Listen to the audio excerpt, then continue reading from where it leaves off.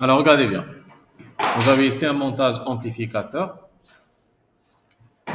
On rappelle que le montage amplificateur, il a généralement deux fonctionnements. Il y a le régime linéaire et le régime non linéaire, c'est ça?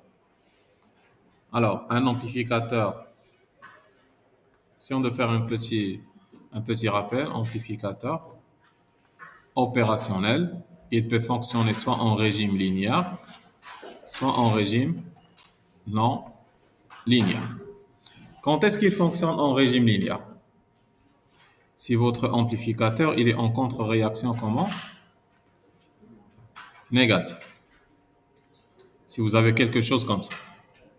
Là où la sortie et le relié, que ce soit directement, que ce soit via des résistances, des impédances, ou bien des composants linéaires, à la contre-réaction négative. Dans ce cas de fonctionnement, si vous dites que ça c'est epsilon qui est la différence, plutôt on va le mettre dans ce sens. Epsilon c'est quoi? Ça sera le V plus moins le V moins. C'est toujours 0. Cela veut dire que V plus est égal à V moins. Et toujours, aucun courant n'entre dans l'amplificateur, que ce soit en mode linéaire ou bien mode non linéaire. Toujours les courants qui entrent dans le plus et dans le moins sont toujours 0. Parce qu'on dit que l'impédance d'entrée de l'amplificateur, il est très grande, voire infinie dans le cas idéal. Ce qui veut toujours, on va faire I+, c'est le courant qui entre par la bande positive, est égal à I- est égal à 0. Ça, c'est dans les deux cas. Pour le fonctionnement non linéaire, aussi vous avez deux cas. Soit un amplificateur en contre-réaction qui est positif, soit un amplificateur qui est en boucle ouverte. Vous voyez? Il n'y a pas de retour. Ça, on l'appelle ces boucles fermées avec contre-réaction. Alors là, c'est boucle fermée. Là, c'est boucle fermée. Et là, c'est boucle ouverte. Dans ce cas, on dit que s'il est en boucle ouverte, toujours, il fonctionne comme étant un comparateur. Si vous dites que ça, c'est le VS, là, c'est le V+, là, c'est le V-. Un comparateur, c'est quoi? C'est VS. Dans le cas idéal, c'est A, D, facteur de V+, moins le V-. Et toujours, si le V+, est supérieur à V-, VS est égal à combien? Bien sûr, toujours il sera alimenté par VCC et là c'est moins VCC. Si le V+, est supérieur à V-, le VS est égal à plus VCC. Et si le V+ inférieur à V-, le VS est égal à moins VCC. Et sensiblement, on peut dire que si ces deux sont égales, ben, théoriquement c'est 0, mais c'est très sensible quand on l'obtient. Voilà, ça c'est le cours de l'amplificateur. Et toujours pour résoudre les exercices, on utilise toujours, bien le plus souvent, c'est le théorème de Millman.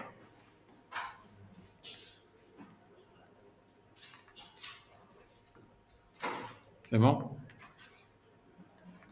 On utilise souvent le théorème de Millman. Prenez ce petit rappel et on commence la résolution des différents exercices.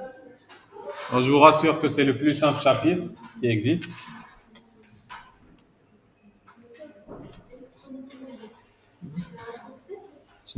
Numérique, non. Dans le CC, vous aurez uniquement l'analogie. Ça veut dire les trois composants qu'on a vus. Diode, transistor et amplificateur opération.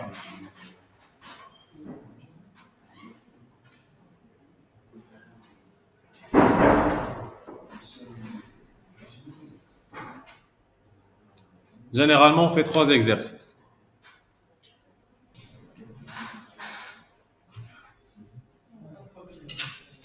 Alors, vous avez BFC, boucle ouverte. Ça aussi, c'est boucle fermée. Là aussi, c'est boucle fermée. Et là, c'est boucle ouverte.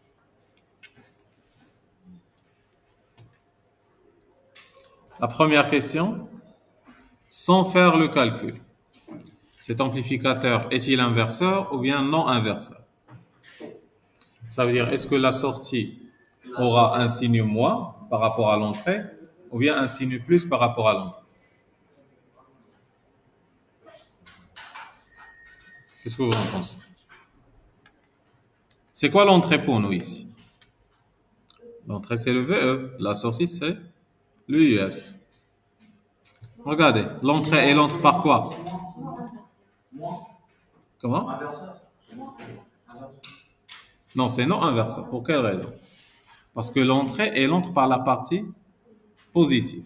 Et on a fait ça dans le cours, que si vous avez l'entrée qui entre dans la borne positive, c'est non inverseur. Si elle entre dans la borne négative, peut-être, si on a fait un montage et tout ça, UE, elle entre par le 1-, ça sera inverseur. Alors, la solution à ça, sans faire le calcul, cet amplificateur est inverseur ou non, on peut dire c'est non inverseur. Et pourquoi? Parce que le UE, elle entre dans la borne en avance.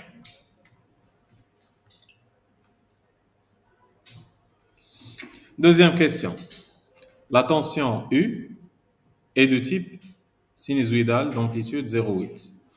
On désire pour US un signal qui aura l'amplitude 5 volts. Dans ce cas, on vous demande de calculer l'amplification de la tension AV.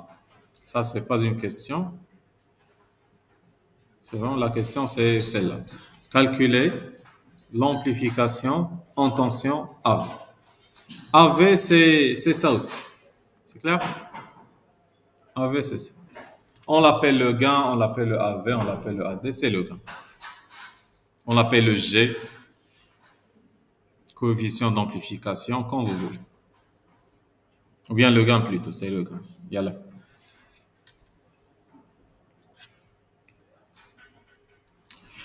Bien.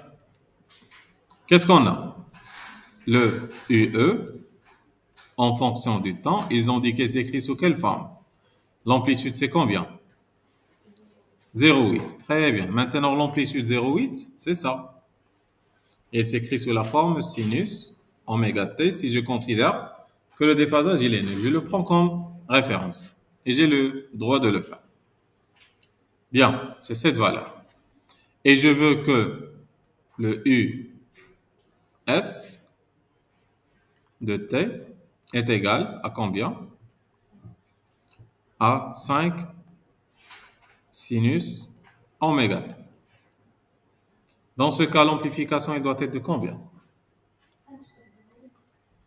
Essayons de calculer déjà les valeurs.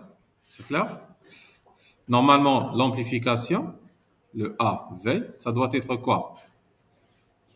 C'est la tension de sortie sur la tension de l'entrée. Si je fais ça en fonction du temps, ça sera, c'est le 0 ou bien c'est le 5 sur 0,8. Ça vous donne combien si vous faites le calcul, s'il vous plaît?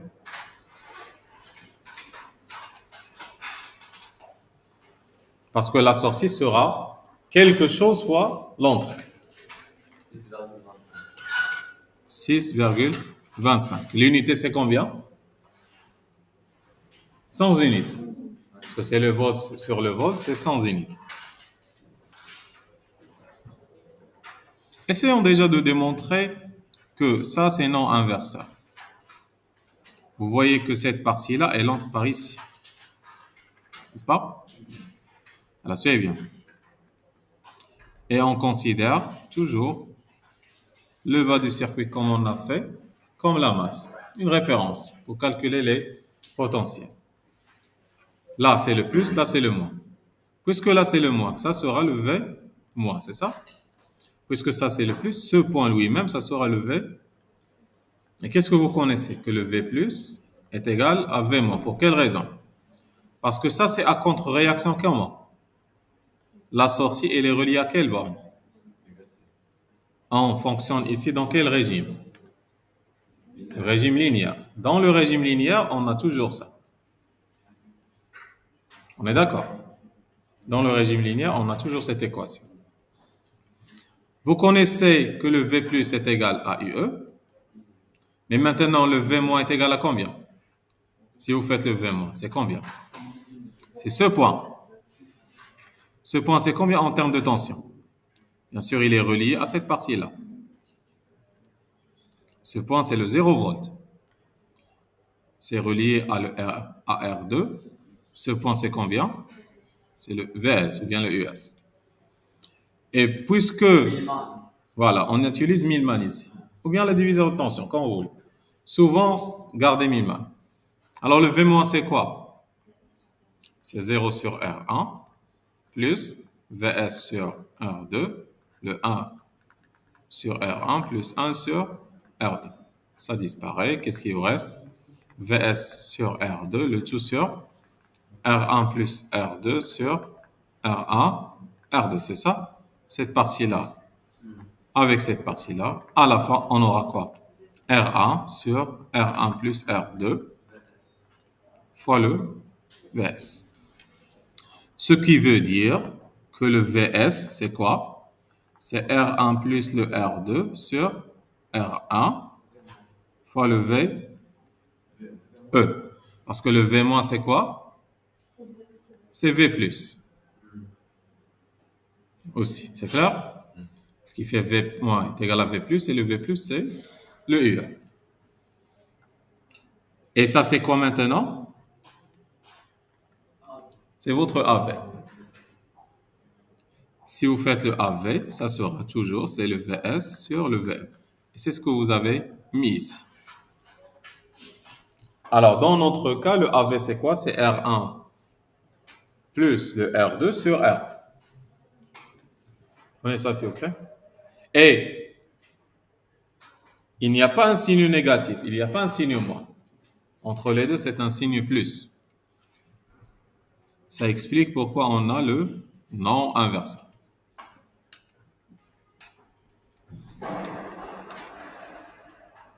Cette valeur, s'il vous plaît, c'est quoi? C'est la valeur maximale, oui ou non? Et c'est quoi la relation entre le Vmax et la valeur efficace? On a déjà dit que c'est le V efficace fois la racine de 2. De la même façon, pour le courant, si vous avez un courant Imax, ça sera le I efficace fois la racine de 2. On est d'accord ici?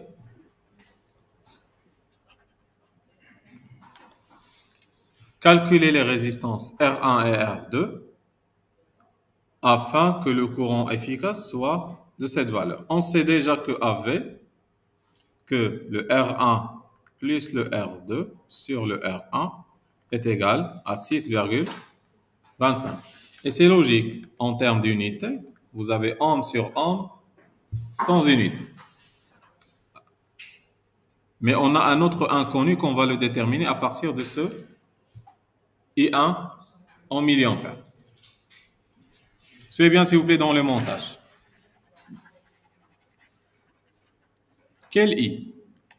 C'est ce I. Je ferai une autre couleur pour que ce soit clair. C'est ce courant. Dans ce courant, il passe par quoi?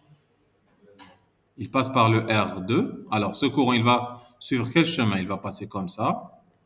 Il traverse le R2. Est-ce qu'il entre ici? Non. Il n'entre pas par le moins, parce que toujours 0. Il va passer par quoi? Par le R1. Alors, lorsqu'il passe par le R2, il va créer une chute de tension VR2. Et lorsqu'il passe par R1, il va créer une chute de tension VR. Parce que le sens, c'est ce sens. Toujours, c'est l'opposé. C'est quoi le VR2? C'est R2 fois le courant. Et c'est quoi aussi le VR2? C'est une tension. Et c'est aussi une différence de potentiel. Ce qui fait ça, je peux l'écrire comme étant une différence de potentiel. C'est la tête moins la queue de la flèche. La tête, c'est quoi? Et la queue, c'est quoi? C'est V-. Ce point, c'est le V-. Ce point, c'est le VS. Je peux l'écrire comme étant c'est le VS moins le V-. Et le V moins, c'est quoi? Et le V plus, c'est ce qui fait, je peux l'écrire comme étant, est égal à V plus euh, à VS moins le VE est égal à R2 fois le I. Bien. Quel I on veut? Quel I on veut? 0,1. Mais quelle valeur? Efficace.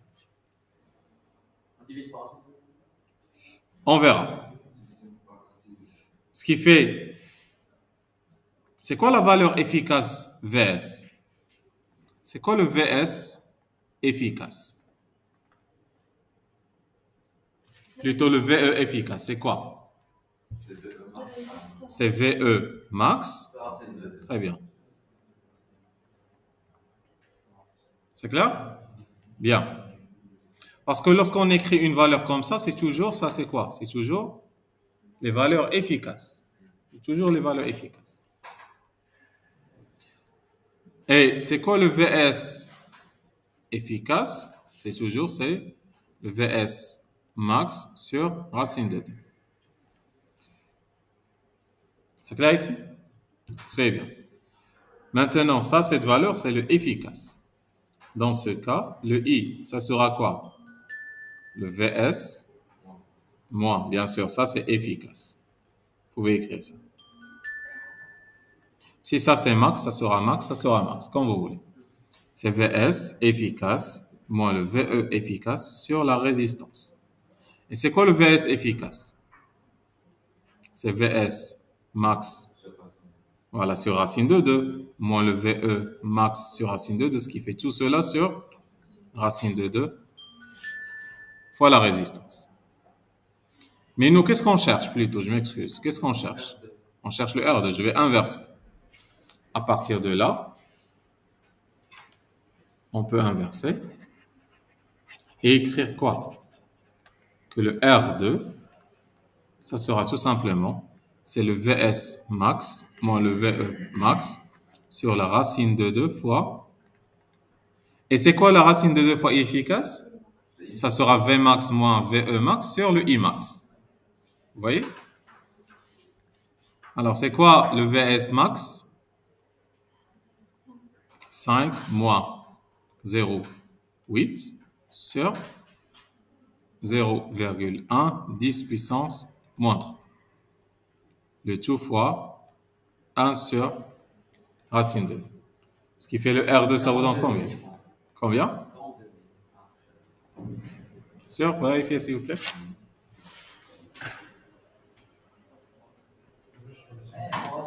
Voilà, racine de 2.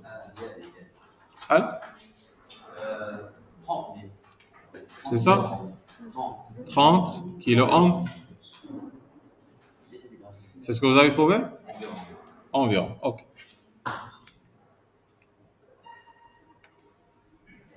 Et vous pouvez trouver le R1, oui ou non?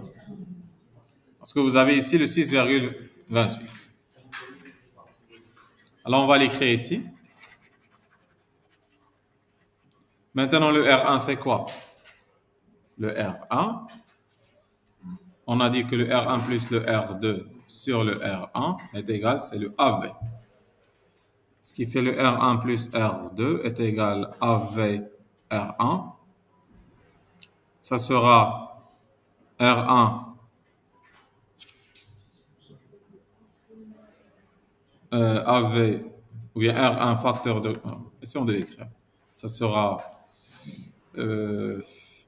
là, ça sera R2 est égal à AV R1 moins R1. C'est clair? Ça sera R2 est égal à R1 facteur de AV moins 1. Ce qui fait le R1. J'aurai un peu d'espace. C'est clair ici? Ce qui fait le R1, ça sera quoi? C'est le R2 sur AV moins 1. Ça sera 30 kilo-ohms sur 6,25 moins 1. Ce qui fait le R1, ça sera 6? Parce que c'est sur 5. 5700. 5700, ok. 5700, ça veut dire que c'est 5,7 kg. C'est ce que vous avez trouvé? Voilà. Et l'unité, c'est correct. Regardez, ohm est égal à ohm sur rien, sur 100 unités.